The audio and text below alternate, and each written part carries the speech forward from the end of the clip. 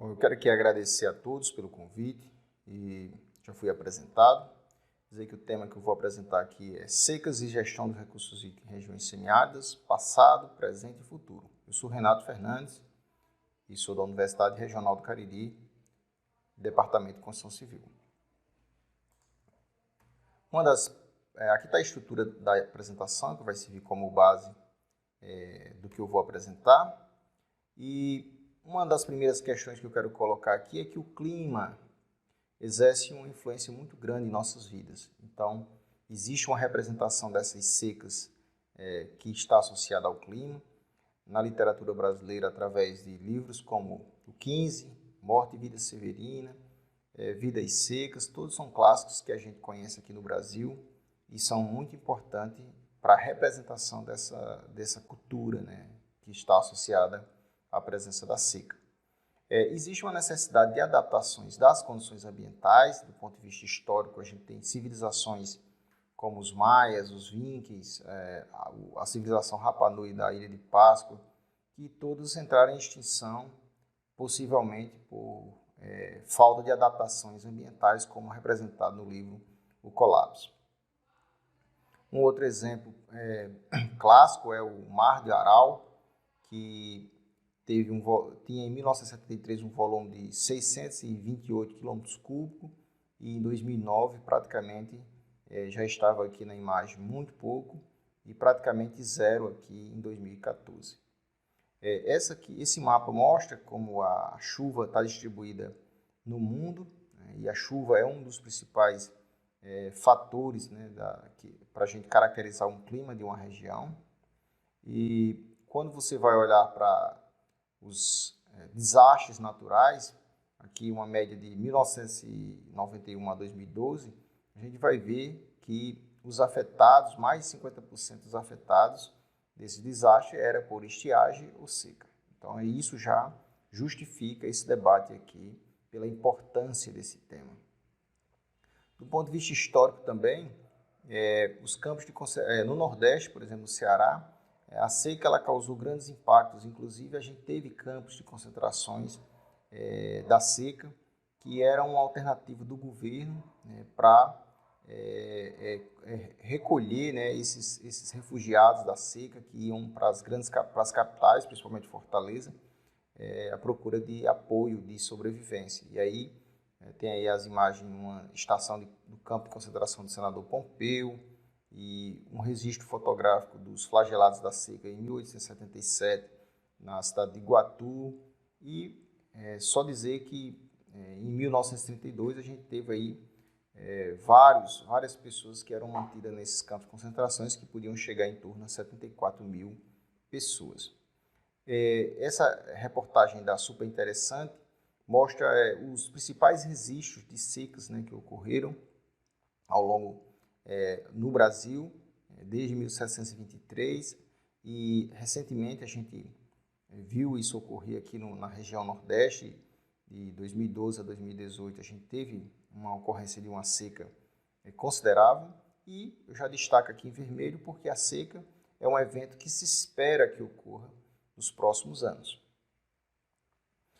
Por falar de secas, a gente tem como ponto principal a gente se atentar que essa ocorrência, essa variabilidade do clima, né, que ocorre de forma natural em algumas regiões, ela está associada a uma variabilidade em escala de oceanos, uma variabilidade da atmosfera que gera uma variabilidade das chuvas e que vai gerar uma variabilidade de vazões que vai determinar diretamente a quantidade de água ou a disponibilidade de água em uma região. E uma grande questão que a gente trabalha é ver como essa mudança ocorre, né, como está mudando, o quanto está mudando e se estamos preparados para essa mudança. Um dos condicionantes regionais principais das secas do Nordeste é o El Niño, né? Então a gente vê na televisão, né, na mídia, sempre a preocupação de que se é um ano de El Niño ou de La Niña. Por quê? Porque o El Niño ele está associado a um período seco, né? Esse mapa aí do CPTEC, ele mostra, né, que quando é ano de El Niño, você tem sobre a região, boa parte da região do Brasil, principalmente a região Nordeste, seca, né, e muito quente na região Sul e tem outras regiões do mundo que são afetadas. E essa tabela mostra essa divisão, esses registros históricos, né, com vários anos que ocorreram secas e que também ocorreram El Niño. Uma definição que a gente precisa ter também é qual o tipo de seca que a gente está falando, se é uma seca meteorológica, se é uma seca agrícola ou uma seca hidrológica. A primeira associada muito mais à quantidade de água, de chuva que ocorre, né? E a temperatura, as taxas de evaporação, enquanto a seca agrícola está associada a essa disponibilidade de água no solo para suprir as demandas das plantações agrícolas, né? Enquanto o último, a seca hidrológica, está associado à quantidade de água que é escoado e que é armazenado nos reservatórios. Logicamente, todas essas secas, qualquer uma delas vai gerar impactos econômicos, sociais e ambientais, como está sendo discutido aqui. No Nordeste brasileiro, tem essa grande região que é o semiárido, que envolve vários estados. O Ceará, por exemplo, ele está 100% dentro dessa área, com incidência quase 100% dentro dessa área, com incidência muito alta, de 81% a 100%, enquanto Rio Grande do Norte, Paraíba e Pernambuco parcialmente, a incidência dessas secas também são quase 100%, e esse semiárido é uma grande região que ocupa uma área de quase mais de 1 milhão de quilômetros quadrados na última delimitação da SUDENE, que é de 2017. E essa população chega a quase a 28 milhões, né, de habitantes. O problema da água do semiárido não está apenas associado à quantidade de chuva, está associado também a características como ter rios intermitentes, altas taxas de evaporação, baixa eficiência dos reservatórios, solos rasos com baixa capacidade de armazenamento de água e, logicamente, essa incidência periódica das secas. A gente sabe que a escassez vai gerar conflitos e competição pela água, então a gente precisa aprender a gerenciar e minimizar esses conflitos. Tem que se destacar que a quantidade de água não é qualidade, né? Você precisa ter uma quantidade com qualidade adequada para o consumo, né? E aí tem uma imagem de um reservatório totalmente coberto com lixo e, logicamente, essa água se torna indisponível quando ela está poluída. A escassez ela tem várias características porque, por ela ser determinante para o desenvolvimento de uma região, ela pode não ser de caráter físico, mas ela pode ser de caráter econômico. Você não ter água suficiente para desenvolver a economia, ou pode ter do ponto de vista social, pode ter variações do tempo e no espaço, vai depender da lei da procura e da oferta, e logicamente depende de opções políticas e governamentais.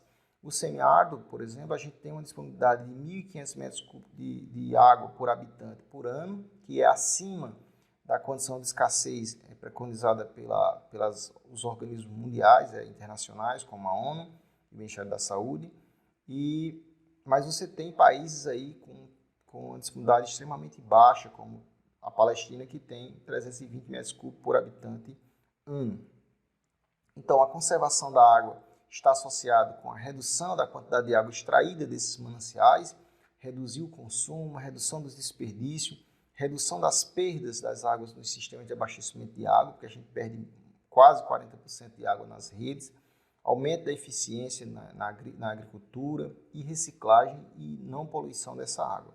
Existem várias incertezas porque a gente não conhece de forma mais detalhada as demandas e qual é a nossa oferta, né? Então, existe essa necessidade de equilibrar essa balança entre disponibilidade e demanda, e isso vai envolver aspectos ambientais, culturais e econômicos. Então, quando a gente olha para o futuro, existe uma incerteza muito grande como isso vai ocorrer, como essas secas vão ocorrer.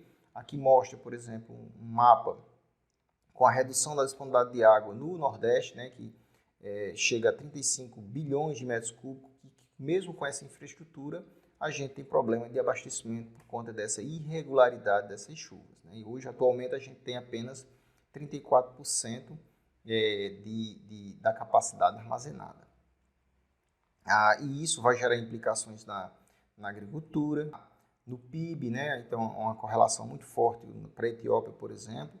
E você vai ter que ter uma visão geral do problema da água. A gente precisa compreender que a variabilidade climática, da mudança climática, ela vai causar impactos nessa disponibilidade de água e, logicamente, isso impacta em processos industriais, vai impactar na economia, nos sistemas ambientais, vai gerar muitos problemas. Então, a gente precisa sair dessa mudança, ter uma mudança de paradigma para sair dessa gestão de crise para uma gestão de risco, né, que é muito mais proativa do que reativa, e isso passa por uma preparação, né, por uma previsão e alarme precoce, e as ferramentas ou as ações passam também por soluções estruturantes, prioridades, alocação negociadas, e embora as ações reativas ou emergenciais sejam importantes, ela não pode ser o foco principal. Aqui eu deixo algumas referências para vocês aprofundarem mais sobre o tema, e aqui eu agradeço a atenção de todos. Muito obrigado.